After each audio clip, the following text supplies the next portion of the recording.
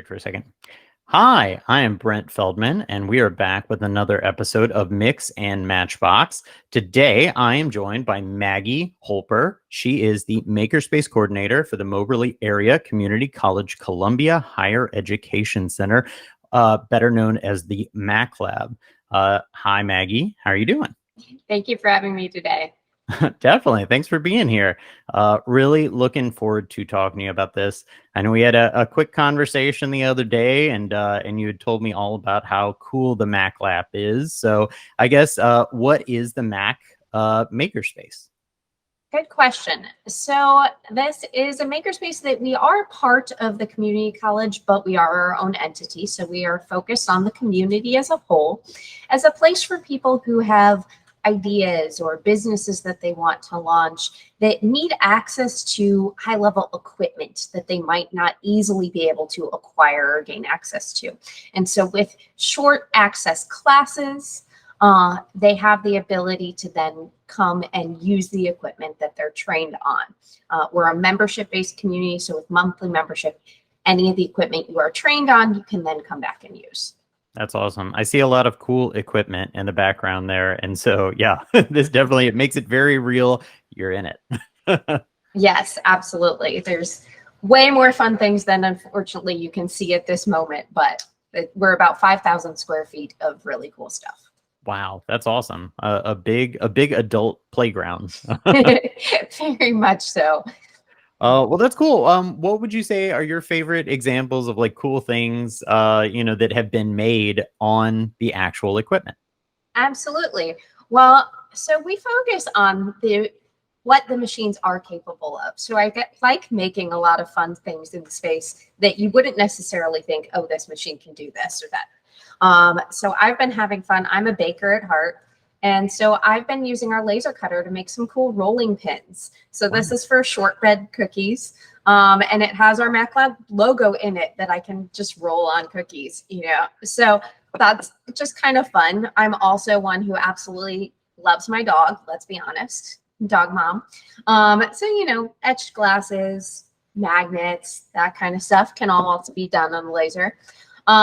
For February, we did a Turn Your Pet's Picture into Embroidery class for National Embroidery Month. This is so Whitley.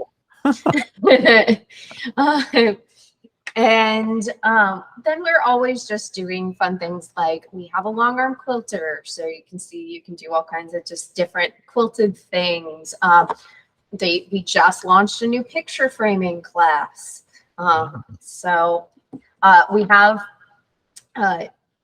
Conso walking foot machines, meaning they can sew through really thick materials. So this is a 1/4 inch thick of leather that we sewed through to make this wallet. So there's so many, I could go on and on of the cool things that we can do in this space. I love taking people on tours and showing them the equipment and what they're capable of. But there's a lot. If you can imagine it, we can probably help you figure out a machine that can do it. That's so cool. So I guess you get a lot of people who are kind of interested in maybe either, doing projects or maybe even making their own product who are very interested in coming there. That's very neat. And I know that you feel like, the Mac Lab in general is like, very important to the Columbia area where, the Mac Lab is. Do you think that more cities need something like this and why? Absolutely. We're in a movement that's a great time for entrepreneurs. It's a great time for the maker market, essentially, of a lot of people doing Etsy shops and different things. And so the ability to have a place where they could try out those things and make them and start smaller scale before they're ready to invest in a $30,000 embroidery machine or even a larger laser cutter, it's a great place to even just get that small training in it too. We're not expecting you to do a 4-year program. We're expecting you to do a 2-hour class. And then you can come and test it out and use it and make some really cool things. And so, yes, it's a great opportunity. And a lot of cities are doing them. They're adding them to libraries or part of community colleges, or even there's some that are coming up in elementary schools, Wow. which is amazing. Just creating that from a young age, that innovative maker type of personality. Definitely. That's so cool. And you mentioned the expense part, and certainly some of the equipment you have there can be very expensive if, an individual wanted to try to go out and purchase it. But I was also thinking too that for the people who maybe don't understand sometimes the manufacturing process or what goes into making things, wow, it's so cool to see that in real life and be able to get your hands on it and be able to do it for yourself. So that's really cool. Very much so.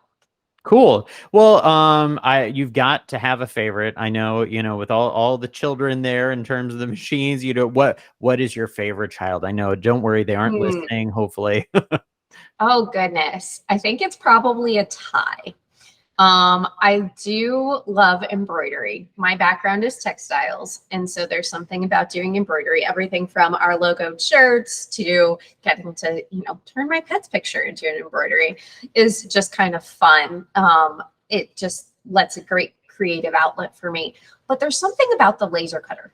All the things that the laser cutter can do just amazes me. Whether it's cutting out the pieces to a box, and it can do a full box in 8 minutes, or doing something like a rolling pin or glass etching.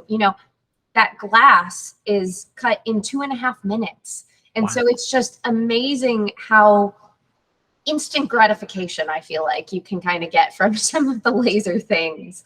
Yeah. And so I think it's become kind of my new favorite to explore, because it's not something I was using as much as things like textiles and embroidery, which is my background. Yeah, definitely. That's cool. It gives you a chance to kind of break out of your comfort zone. And that really applies to anybody. If somebody was like, oh, I really want to reach into, the 3D printing space and try to figure out that too. It's cool that there's so many things at your disposal. Well, even though I'm sure, as you have 5,000 square feet and a ton of equipment, there's got to be something that maybe you're still hoping to have as part of the Mac Lab. Maybe even a lot of things still, but yeah, is there anything that's like high on your list? Good question, man. I feel like I'm always learning things that we should add to the equipment that we already have. Like I've recently got additional hoops for our embroidery, or an add-on table for our vinyl cutter, or that additional unit for our rotary that allowed us to do rolling pins and not just cups, so that's kind of been our focus right now, is using the equipment we have and realizing its potential and adding things on that way. As much as we have a lot of space, we don't have a lot of unused space. So, there is the challenge of, definitely my mind is infinite on the amount of things I would love to add. But I can't see us adding a ton of big pieces in the future. I mean, I would love to have a wide format printer, because we can cut vinyl. I would love to be able to print vinyl. But that's probably the extent of big things we may add in the future. Yeah, those are so cool. Honestly, the big wide format vinyl printers and the giant printers that print like billboard stuff and like giant banners. They're so Totally neat. agree. Yeah.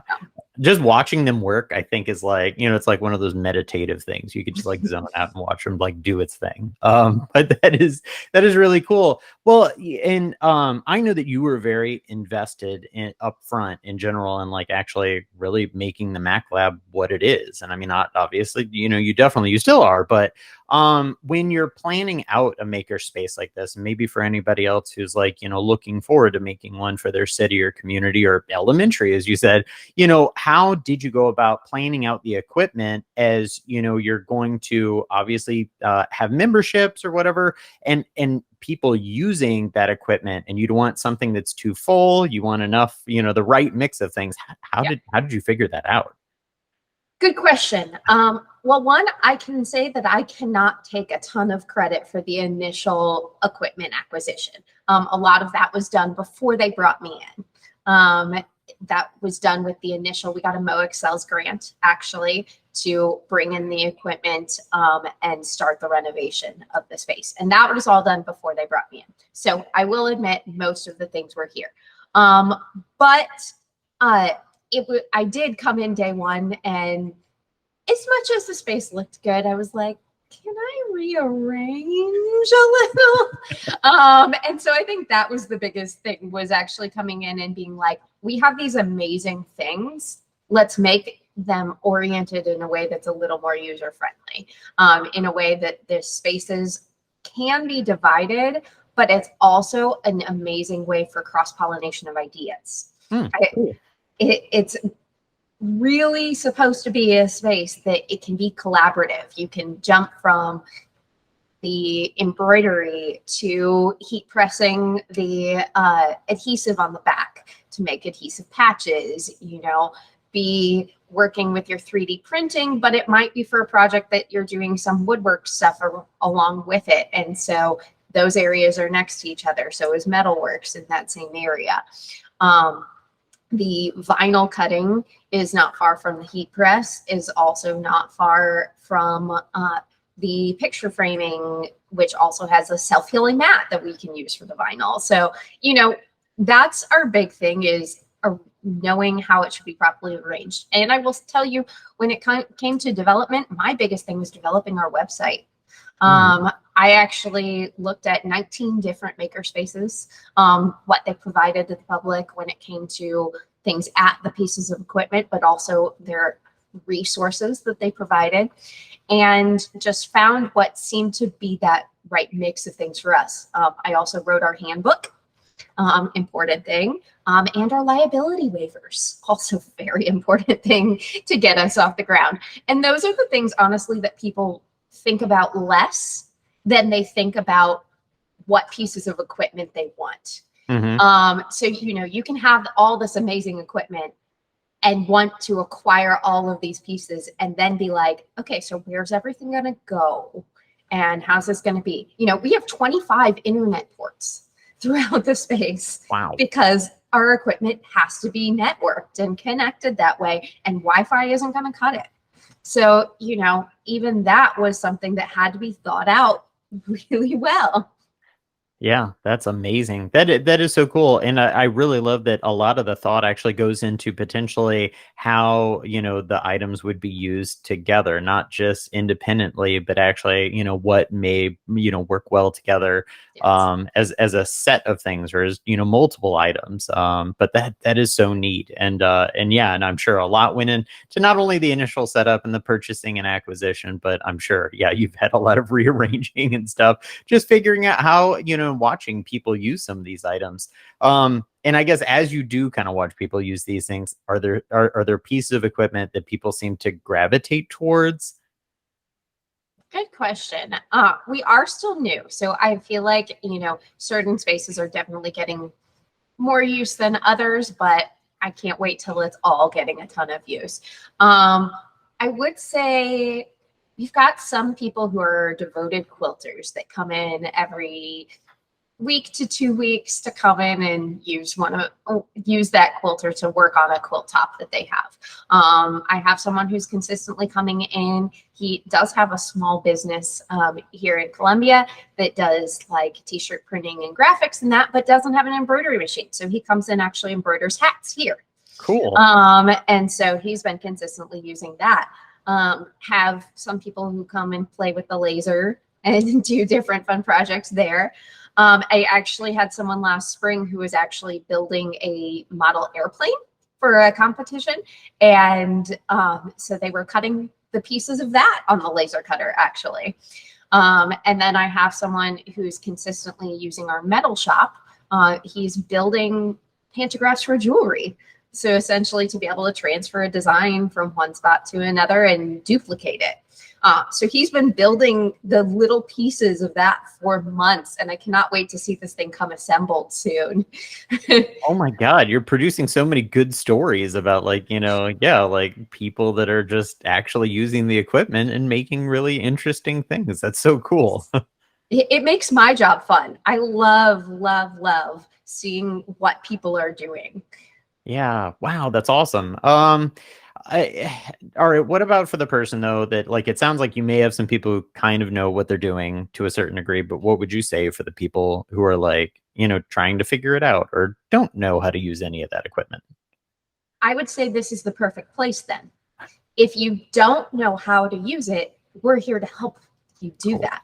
We're here to get you in and get you mentored a little bit on how to troubleshoot what your idea is. Whether it's something, if it's something I teach, well, then I'm always here to be able to help and assist. But we also have great teachers for all of our classes, even those who only come in the 1-2 times a month to teach their class are just so willing to work with you on what your project is or what your idea is. And it just is a place to, yes, in a short time, get you proficient enough that we feel like you could safely use it on your own. But know that you're not necessarily left to your own devices after that fact. Cool. Yeah, that's nice. As people are using some of this equipment, which maybe can be dangerous, and my mother done like leather stitching before, and I know the gauges of those needles are super serious. Like nothing you want to just take lightly, or the laser or any of that equipment for that matter. You have to be careful. Very much so, and safety is our highest priority. That's great. You touched on it a little bit, as in people with businesses are already kind of coming in and utilizing it. And I love the idea of like, the guy who has a screen printing shop who's like, hey, I'm going to actually embroider stuff because I have access to it here. It's almost like augmenting their businesses. But yeah, and that, and then, maybe the jewelry maker. Are there any other people that you can cite that are kind of like running a business off of the equipment here? At this time, no. Those are the two that are really coming in and doing that. I do know of someone who is hoping to come and use the come and use the quilter, because one thing that you find when it comes to quilting is a lot of people make quilt tops and then they send them off to be quilted. They don't have a quilter, and so they don't have the ability to do the quilting of their quilt themselves. And so we have people who are like, well, I can do that. I can come in and use the quilter and do the quilting for them or for myself. And so that's a definite great one for being able to launch some sort of business. There is just the ability to do it. If you can do it quickly, if you can do it easily, you can do a lot with that machine. Yeah. Wow. All right. So this is a question from the uneducated here. This just quilting, is that actually where they would sew like maybe the fibers inside of it versus like the top? Oh boy, I don't even know. Good question. So if you see quilts, when you look at all of the pieces and all the fabric that's different colors and creates different shapes, that's a quilt top. But the actual stitching on it that like holds the layers together, that is quilting. Wow. And so essentially a lot of people who make quilts will be making a quilt top and making a quilt back, but they wouldn't do actually the stitching or the quilting of it. And so like this here, it's just two solid pieces of fabric. There's not any design to the fabric, but I just used different thread and sewed around essentially to create this quilted design.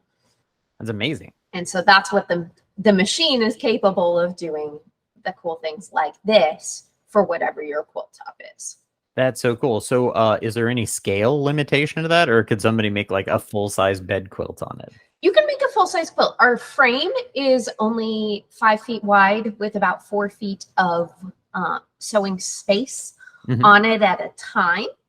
But you do what's called advancing of your quilt to go along the whole dimensions of it. And even one that is wider than that, you can essentially shift it sideways to be able to do it. That's so cool. I'm sorry. Now right now I want to come there and learn more things. That's so cool. All right. Well, I guess is there, since it's, you're starting the Mac Lab there, it's maybe the, kind of one of its kind right now in the area. What is success for you? Like what would make you feel like we did it? We nailed it. 100 members would be awesome. Success for me would be a day when there's 20 people in here using different machines at the same time. You know, I had my first day. We've been soft open since October, fully open since March. I had my first day a couple weeks ago where there were people using the space one part or another from the time we opened until the time we closed for 2 days in a row. And that was the epitome of success to me, was like, it's being used. Yay, there's people here, you know. And it's not that we don't have people. We have plenty of people that have taken classes. We have plenty of people that come in occasionally and use, but we're still so new that there are times when there's not anyone using the space, which is great for those who do want to come in. Is right now the availability is really, really open to use the equipment. But success for me will be consistent use. Absolutely. That's awesome. That's cool because there's an energy to it, you know, where you get a whole bunch of just creative people making things in one space. You know, I'm sure that's not only is it obviously good that everybody's utilizing the equipment, but it's got to feel good too that, you know, people are doing their things, you know? Yes. Well, and it's so fun when you do actually have a lot of people, even in the different areas, they seem to interact. Like I said, about the cross-pollination of ideas and being this place for collaboration, like, oh, everybody seems to want to know what everybody's doing. And so it's just fun when there's a lot of people in here doing different things, because even they almost want to see what everybody else is working on. Definitely. I'd want to be nosy. Yeah. Sure. As long as you do it from a safe distance. Definitely. Don't get too close, I guess, depending on what they're doing. Actually, that, you know, your kind of push or urge to, like, you know, come in, you know, check it out, learn. That is definitely, I really appreciate that. And actually, you had just told me right before we started the podcast here about a new scholarship thing you had going on. So yeah, I guess, yeah, if you could tell me more about it. Absolutely. So I'm super excited. It just went live on Thursday of that. We have the ability for those in the city of Columbia. So you must be a Columbia resident, at least 18 years and up. But we have scholarships. If you have an idea, if you have a project, a business you're trying to start, something like that, that would benefit from using the equipment within the space, there's scholarships to receive 3 months membership with the addition of 2 access classes to learn different pieces of equipment. You also have the ability to possibly apply for renewal of that scholarship for an additional 3 months at a time for a total of a year's membership. So it's a great opportunity for someone who really wants to get in here to just get to try it out. Yeah, that is so cool. You have such a neat space available for, you know, artists, people that are just makers that want to get creative. I mean, like, it's fascinating. And yes, I'm serious. I do want to actually come there and learn more about, like, all the different equipment. If you've ever been a fan of, like, the how it works things or want to see behind the scenes. Absolutely. Yeah, it's just like, it's so fun because you realize how things get produced. And I feel like that's so, like, necessary and vital to come up with the next thing. And it's and I think one thing that's been amazing about Makerspaces in a lot of ways is I feel like it's taken away that veil of what it takes to make a product and how scary it sometimes is to invent something or to prototype something. And it has made it so that we can just realize what we're capable of and what we can do. And it creates it as a space that's exciting and inviting to actually try something out. My favorite sign that I have here in vinyl is experiment, fail, learn, repeat, because that's honestly a big part of what a makerspace is a space to fail successfully and try something out. And know that you don't have to be perfect from day one, but know that if you have an idea, you can bring it to reality. And that is, yes, those who watch all of those home improvement shows or watch how it's made or those kinds of things probably have seen these things and have no idea how it came to reality. And our hope is to create it in a way that you can make it reality. That's super cool. That's very empowering, Maggie. I'm sure that hopefully this will inspire people to definitely visit the Mac Lab or certainly another makerspace in their local area. But regardless, that's very cool. I must say thank you so much for coming on the podcast and talking to us about the Mac Lab. I really appreciate it. Thank you for having me. And anyone who's interested, visit maclab.com. It tells you more about our space.